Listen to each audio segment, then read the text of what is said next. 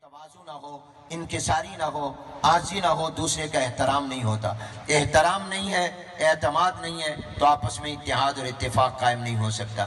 اس لیے میں یہ سمجھتا ہوں کہ نچلی سطح سے اوپر تک ہر ضلع میں، ہر تحصیل میں مدارس کا اور علماء کا اور دینی لوگوں کا آپس میں رابطہ بڑھنا چاہیے، آپس میں اتحاد ہونا چاہیے، آپس میں اتفاق ہونا چاہیے اور ایک دوسرے پر اعتماد ہونا چاہیے، ایک دوسرے کے اوپر کا احترام ہونا چاہیے۔ اور یاد رکھیے، اتحاد اور اتفاق اسی وقت ہو سکتا ہے کہ جو ڈیوٹی میری ہے وہ میں اس کو سر انجام دے رہا ہوں تو آپ میرے ساتھ اس میں تعاون کریں، معاونت کریں، مداخلت نہ کریں۔ تقسیم کار کے اصول کے تحت آپ جو کام کر رہے ہیں میں اس کام میں مداخلت نہ کروں، میں معاونت کروں۔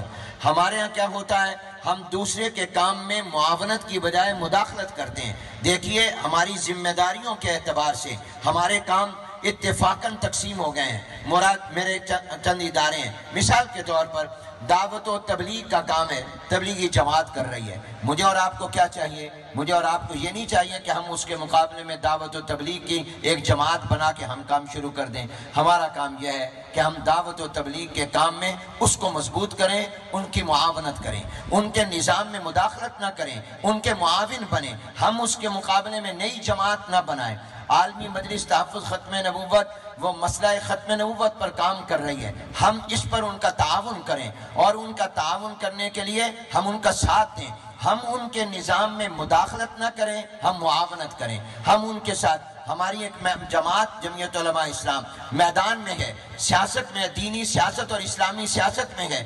یہ اس میدان کی چیزوں کو جو وہ جانتے اور سمجھتے ہیں وہ میں نہیں اور آپ اور جانتے، وہ دن رات اس میں مبتلا ہیں اور مبتلا بھی کی رائے زیادہ معتبر ہوا کرتی ہے۔ آپ تو فقہ کے اندر بھی یہ اصول ہے، ہم اس میں ان کے مقابلے میں جماعت کی بجائے ہم ان کے ساتھ معاون بنیں، ہم ان کے کام میں مداخلت نہ کریں، اس لیے کہ ایک تقسیم کار کا اصول ہے۔ اسی طرح پر دینی مدارس کے تحفظ، دینی مدارس کی بقا، دینی مدارس کے استحکام کا کام اللہ نے وفاق المدارس کے حوالے کر دیا۔